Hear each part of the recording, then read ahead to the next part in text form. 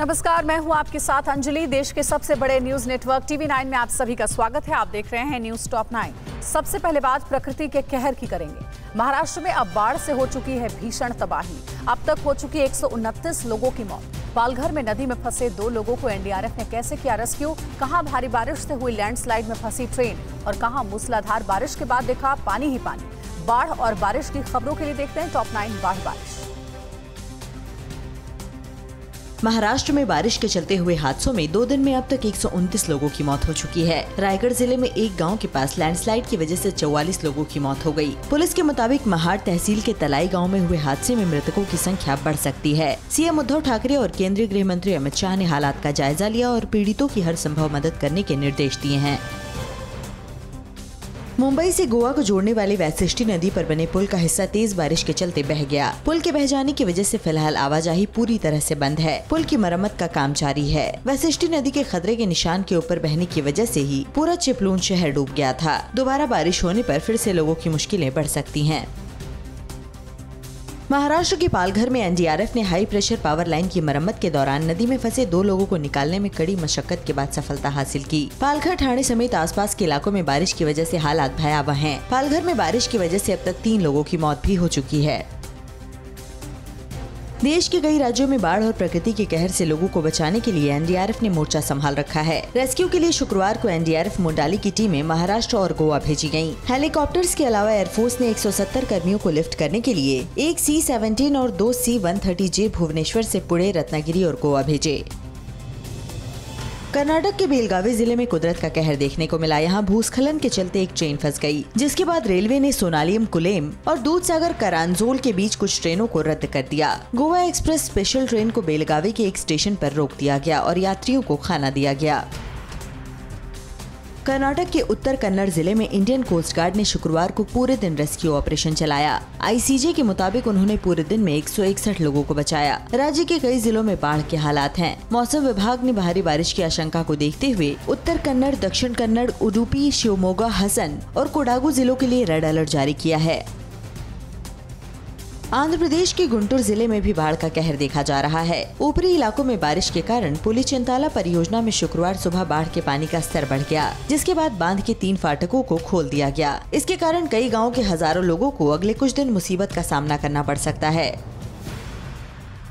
आंध्र प्रदेश के कृष्णा जिले में भारी बारिश की वजह से बाढ़ जैसे हालात बने हुए हैं। जिले के कई इलाकों में बारिश के बाद से ही नदियों का जलस्तर काफी बढ़ा हुआ है। नदी किनारे बने लोगों के घर पूरी तरह से पानी में समा गए हैं। इसके चलते लोगों को भी कई तरह की परेशानियों का सामना करना पड़ रहा है। लोगों ने प्रशासन पर मदद न करने का भी आरोप लगाया है।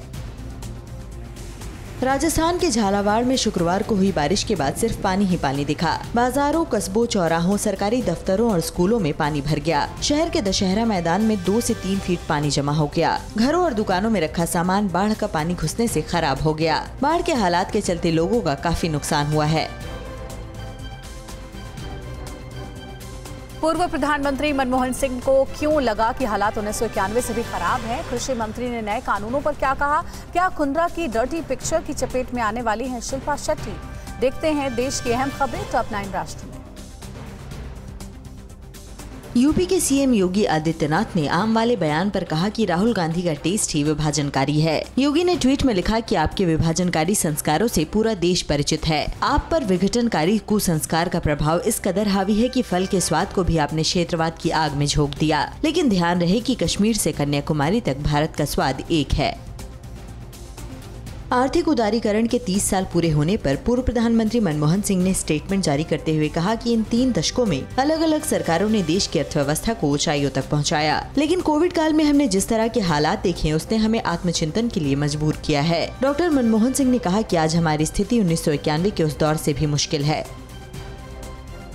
केंद्रीय कृषि मंत्री ने कहा कि देश के ज्यादातर किसान नए कृषि कानूनों के साथ हैं। किसानों के दिल्ली के जंतर मंतर पर जारी धरना प्रदर्शन के बीच केंद्रीय कृषि मंत्री नरेंद्र सिंह तोमर ने कहा कि सरकार किसानों के प्रति पूरी तरह प्रतिबद्ध है। जहां तक किसान यूनियन का सवाल है, उनकी नए कानूनों पर आपत्ति है, लेकिन पूरे देश के बहुसंख्यक किसान इस सुधार के साथ खड़े हैं।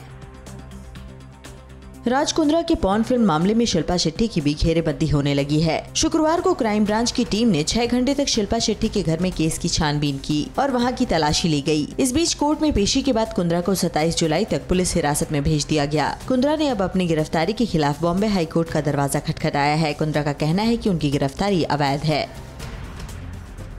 राज कुंद्रा केस में महाराष्ट्र पुलिस को शक है कि पॉर्न फिल्मों से कमाई गई रकम का इस्तेमाल ऑनलाइन सट्टेबाजी में किए जाने का अंदेशा है। मुंबई पुलिस ने कोर्ट में कहा कि इस वजह से कुंद्रा के येस बैंक के अकाउंट और यूनाइटेड बैंक ऑफ अफ्रीका के अकाउंट की छानबीन जरूरी है। शिल्पा शेट्टी तक पहुंची जांच की आंच वियान कंपनी की वजह से आई है। पुलिस को शक है कि कंपनी में शिल्पा भी शामिल रही हैं। पुलिस को लगता है कि शिल्पा कई कंपनियों में अहम पदों पर हैं। ऐसे में ये मानना मुश्किल है कि वो कुंद्रा के इस धंधे से अनजान रही हो। इस बीच इंस्टाग्राम पर शिल्पा ने लिखा कि मैंने मुश्किलों को झेला है और आगे भी इसका सामना करूंगी।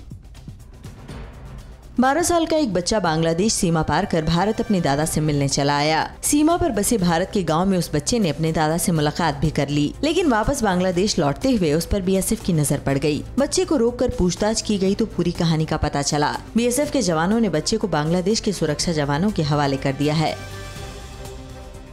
केंद्रीय विश्वविद्यालयों में 12 कुलपतियों की नियुक्ति को राष्ट्रपति ने मंजूरी दे दी है। इस बात की जानकारी केंद्रीय शिक्षा मंत्रालय ने दी। देश के केंद्रीय विश्वविद्यालयों में कुलपतियों के 22 पद खाली हैं। इन्हीं खाली पदों में से 12 पर अब नियुक्ति हो गई है। शिक्षा मंत्री के मुताबिक आईआईटी में अध्यक्ष के 8 पद और एनआईटी में अध्यक्ष के 21 पद खाली हैं। यही नहीं, आईआईटी में निदेशकों के 5 और एनआईटी में भी 5 पद रिक्त हैं। श्रीलंका ने तीसरे वनडे में भारत को 3 विकेट से हरा दिया। इसके साथ ही सीरीज 2-1 से भारत के नाम रही। बारिश की वजह से मैच में डकवर्थ लुईस नियम को अप्लाई किया गया, जिसके तहत श्रीलंका को 227 रन बनाने का टारगेट मिला। श्रीलंका ने 7 विकेट खोकर लक्ष्य को हासिल कर लिया। इससे पहले भारत की टीम 225 रन पर ऑल आउट हो गई।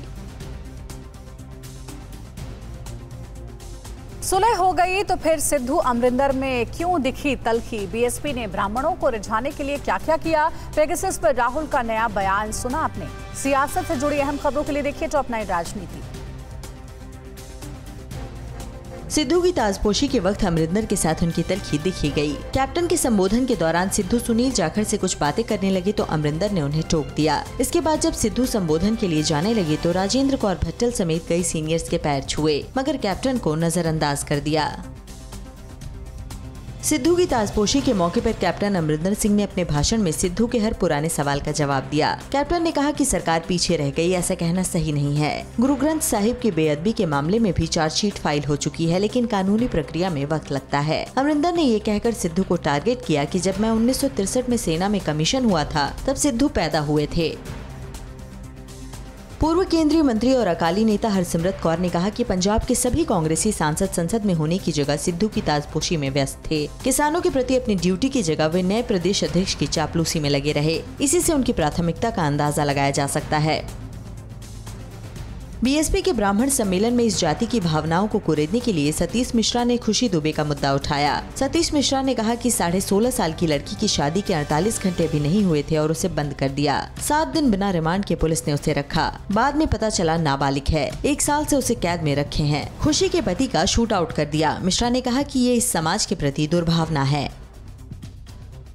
दिल्ली के जंतर मंतर पर दूसरे दिन भी 200 किसान प्रतिनिधियों की संसद बैठी। किसानों की संसद में किसान नेता रवनीत सिंह बराड़ को कृषि मंत्री का रोल निभाने को मिला। बराड़ विपक्ष के सवालों से घिरे रहे और जवाब देने में नाकाम रहने पर आखिर उन्होंने अपने पद से इस्तीफा दे दिया। इस बीच किसान संसद में लगातार दूसरे दिन मंडी कानूनों पर चर्चा जारी रही।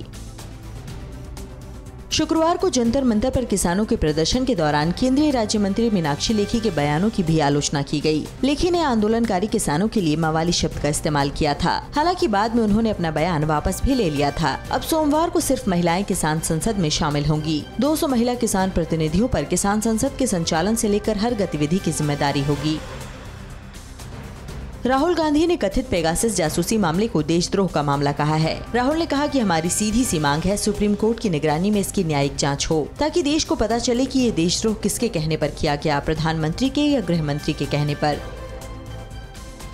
बीजेपी नेता और दिल्ली से सांसद प्रवेश वर्मा ने कहा कि राहुल गांधी ने जिंदगी का पहला सच कहा है। राहुल गांधी सार्वजनिक रूप से कह रहे हैं कि भ्रष्टाचारी लोग मोदी जी से डरते हैं। अगर आप भ्रष्ट हैं, चोर हैं तो मोदी से आपको डर लगेगा। अगर आप भ्रष्ट नहीं हैं तो मोदी से डर बिल्कुल नहीं लगेगा। प्रवेश वर्मा ने ये बातें राहुल के पिछले कुछ दिनों के बयान पर कही।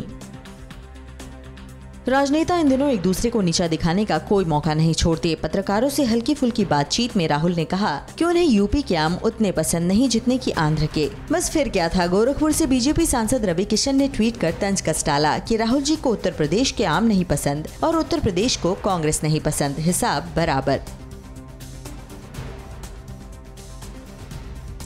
इधर कारों के टकराने से हुए सड़क हादसे में कहां 7 लोगों की दर्दनाक मौत हो गई। रुपए के लेन देन के विवाद में कहां हुई दुकानदार की हत्या और कहां लगी बस में भीषण आग। राज्यों की खबरों के लिए देखिए टॉप 9 राज्य विशेष। तेलंगाना के नागर कर्नूल जिले में सड़क हादसे में हुई मौतों को लेकर प्रधानमंत्री मोदी ने शोक व्यक्त किया है और उनके परिजनों के लिए 2 लाख के मुआवजे का ऐलान किया। हैदराबाद श्रीशैलम सड़क पर 2 कारों की भीषण टक्कर से 7 लोगों की मौत हो गई थी, जबकि 2 लोग गंभीर रूप से घायल हो गए। पुलिस केस दर्ज कर मामले की जाँच में जुटी है। बिहार के गया में ढोबी अंटरगंज रोड पर कंजियार गांव के पास एक बेकाबू कार के हाईवा को टक्कर मारने की वजह से हुए हादसे में 7 लोगों की मौत हो गई। कार में सवार सभी लोग हंटरगंज की ढोबी की ओर जा रहे थे। अब तक मृतकों की पहचान नहीं हो पाई है। पुलिस केस दर्ज कर मृतकों की शिनाख्त कराने की कोशिश कर रही है।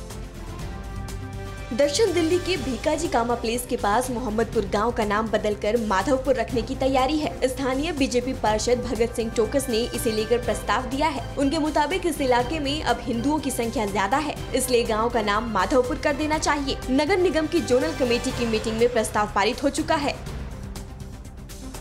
उत्तर प्रदेश के संभल में रुपयों के लेन देन को लेकर हुए विवाद में एक दुकानदार की हत्या कर दी गई। हत्या का आरोप 2 सगे भाइयों पर लगा है। पुलिस ने आरोपी दोनों भाइयों को गिरफ्तार कर लिया है और वारदात में शामिल लाइसेंसी पिस्टल भी जब्त कर ली है। आरोपियों के खिलाफ आगे की कार्रवाई की जा रही है। तेलंगाना के जनगाम जिले में टीएसआरटीसी की यात्रियों को ले जा रही एक सुपर डिलक्स बस में भीषण आग लग गई। इतने बड़े हादसे के बावजूद सभी यात्री सुरक्षित बताए जा रहे हैं। हादसा घनपुर बस स्टैंड के पास हुआ। आग की लपटों को देखकर ड्राइवर ने तुरंत सभी यात्रियों को बस से उतारा। बिहार के गोपालगंज के सदर अस्पताल के इमरजेंसी वार्ड की बिजली घंटों गुल होने के बाद डॉक्टर टॉर्च जलाकर इलाज करते नजर आए। अस्पताल प्रबंधन ने बिजली ठीक करने की लगातार कोशिश की, लेकिन सफलता नहीं मिली। उमस भरी गर्मी होने के चलते मरीज और उनके तीमारदार हाथ पंखा चलाते नजर आए। आंध्र प्रदेश के कडप्पा जिले में पुलिस ने 260 किलोग्राम गांजा बरामद किया है। मामले में पुलिस ने 5 लोगों को गिरफ्तार भी किया है। पुलिस गिरफ्तार आरोपियों से पता लगाने में जुटी है कि ये इतने गांजे को कहां सप्लाई करने के लिए ले जा रहे थे और गिरोह में अभी कितने और लोग शामिल हैं। उत्तर प्रदेश के इटावा में जल निकासी के लिए बन रही नाली को लेकर 2 पक्षों में जमकर मारपीट हुई। मारपीट का वीडियो सोशल मीडिया पर वायरल हो गया। वीडियो में 2 परिवारों के लोग खुलेआम लाठी डंडों से मारपीट करते दिख रहे हैं। पुलिस वायरल वीडियो के आधार पर मामले की जांच में जुटी है। भगवान शंकर का प्रिय महीना सावन कल से शुरू हो रहा है। सावन में श्री काशी विश्वनाथ मंदिर प्रशासन ने मंगला आरती, दर्शन, रुद्राभिषेक और पूजन का शुल्क बढ़ा दिया है। विश्वनाथ मंदिर के मुख्य कार्यपालक अधिकारी के मुताबिक श्रद्धालुओं की बेहतर सुविधा और अच्छी व्यवस्था के लिए शुल्क बढ़ाया है। क्या भारत काफी हद तक कोरोना से सुरक्षित हो गया? भारत बायोटेक ने क्यों ब्राजील से डील कैंसिल की? केरल में कोरोना के मामले क्यों डरावने नजर आ रहे हैं? देखते हैं टॉप 9 कोरोना से जान। देश में पिछले 24 घंटे में कोरोना संक्रमण के 39,496 नए केस आए हैं। वहीं इस दौरान 541 और मरीजों की मौत हो गई। एक दिन में रिकवर होने वाले मरीजों की संख्या 35,124 रही है। देश में एक्टिव केस फिर से बढ़ने लगा है और यह अब फिर से 4 लाख को पार कर गया है। केरल में कोरोना के नए केस रिकवरी के मुकाबले काफी ज्यादा आ रहे हैं। पिछले 24 घंटे में राज्य में 17,518 नए केस आए, जबकि इस दौरान रिकवरी 11,067 मरीजों की हुई। 24 घंटे में महामारी ने केरल में 132 लोगों की जान ले ली। राज्य में एक्टिव केस बढ़कर 1,35,000 को पार कर गए हैं। महाराष्ट्र के रत्नागिरी में अचानक बिजली सप्लाई बंद होने से 8 कोविड मरीजों की मौत हो गई। घटना जिले के चिपलून की है। अस्पताल में कोविड के पेशेंट भर्ती हैं। जिन लोगों की जान गई वे सभी ऑक्सीजन सपोर्ट पर थे। घटना की और ज्यादा छानबीन की जा रही है। एम्स के डायरेक्टर रणदीप गुलेरिया ने कहा है कि हम यह अनुमान नहीं लगा सकते हैं कि वायरस आगे क्या रूप लेगा, लेकिन अब तक की स्टडी से यही कहा जा सकता है कि आने वाले महीनों में इसमें बहुत ज्यादा म्यूटेशन की गुंजाइश नहीं है।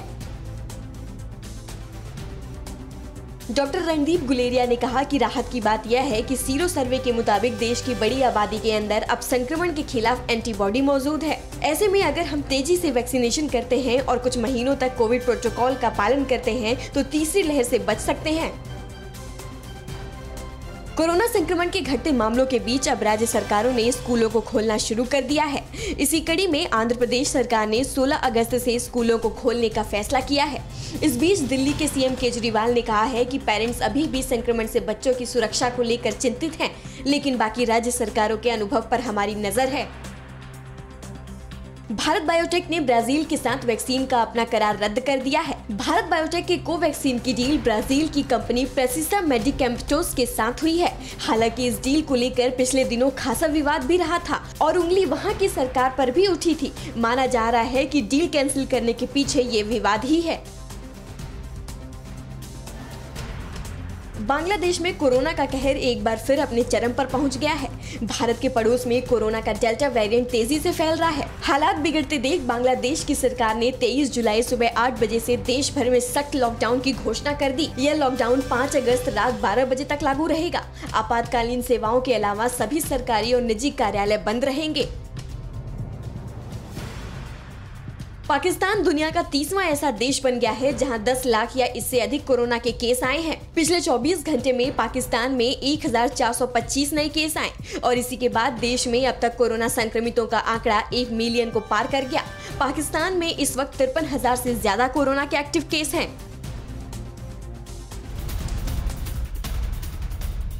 और एक बड़ी खबर है, मेंस हॉकी में भारत न्यूजीलैंड का मुकाबला चल रहा है और आपको बता दें न्यूजीलैंड के खिलाफ भारत 2-1 से आगे चल रहा है। तो ये अच्छी खबर है भारतीय फैंस के लिए। ओलंपिक में भारतीय खिलाड़ी बढ़ चढ़कर हिस्सा ले रहे हैं और उसी से जुड़ी एक नई अपडेट जो है वो हम आपको बता रहे हैं। न्यूजीलैंड के खिलाफ भारत 2-1 से आगे चल रहा है। टोक्यो ओलंपिक में भारतीय खिलाड़ियों के अहम मुकाबले हैं। टोक्यो ओलंपिक 2020 का शानदार आगाज हो गया है। मेंस हॉकी में भारत न्यूजीलैंड का मुकाबला चल रहा है।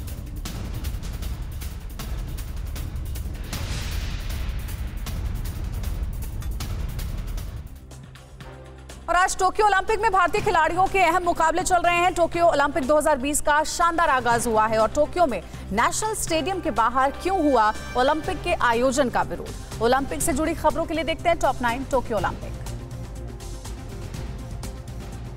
दीपिका और प्रवीण जाधव की मिक्स टीम की जोड़ी ने तीरंदाजी के क्वार्टर फाइनल में जगह बना ली है। दोनों ने चीनी ताइपे की जोड़ी को 5-3 से मात दी। खास बात यह रही कि मुकाबले में 2-0 से पिछड़ने के बाद दीपिका और प्रवीण ने वापसी की है और जीत हासिल कर ली है। लेकिन शूटिंग में अपूर्वी और एला वेनिल क्वालिफाई नहीं कर पाए।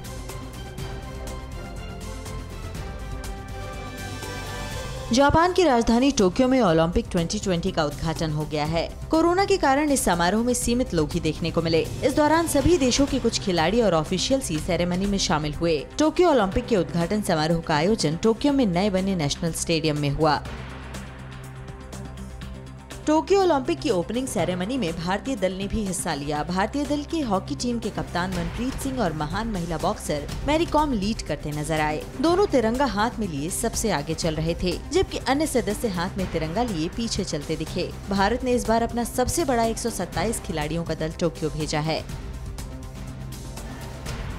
प्रधानमंत्री नरेंद्र मोदी ने तस्वीर ट्वीट की जिसमें वो टोक्यो ओलंपिक की ओपनिंग सेरेमनी देखते नजर आए। इस दौरान प्रधानमंत्री मोदी ने खड़े होकर ताली भी बजाई। पीएम ने कहा कि आइए हम सब भारत के लिए चीयर करते हैं। टोक्यो ओलंपिक के उद्घाटन समारोह की कुछ झलकियां देखी। हमारे डायनेमिक दल को शुभकामनाएं।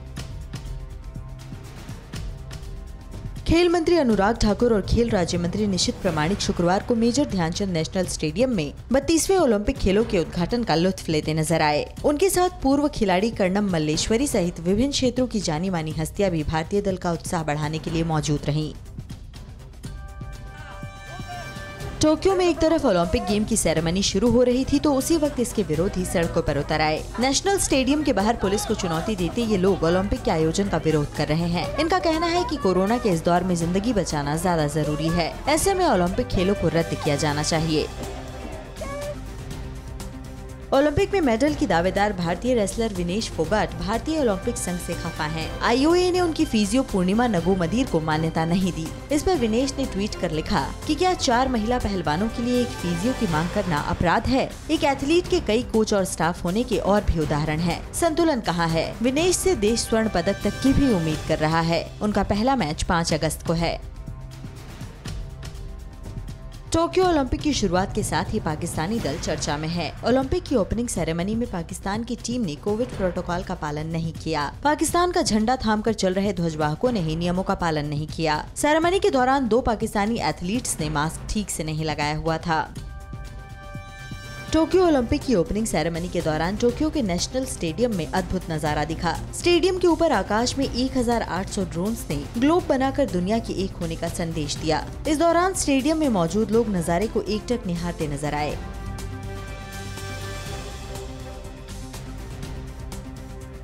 अड़ी सोमवार से शुक्रवार शाम 6 बजे सिर्फ TV9 भारतवर्ष पर।